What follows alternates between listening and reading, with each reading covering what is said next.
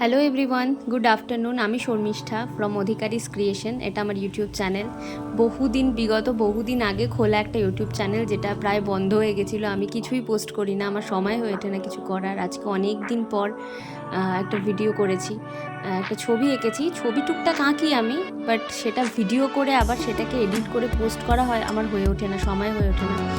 তা আজকে একটু সময় ছিল, তাই ছবিটা ভাবলাম যে আঁকতে আঁকতে একটু ভিডিও করি। তো ভিডিও শ্যুট করার পর আমি ভাবলাম তাহলে আজকে আমি ভয়েস ওভার দিয়ে এই জিনিসটাকে শেয়ার করি। এটা খুবই, আপনারা দেখতেই পাচ্ছেন যে আমি একটা স্কেচ করছি।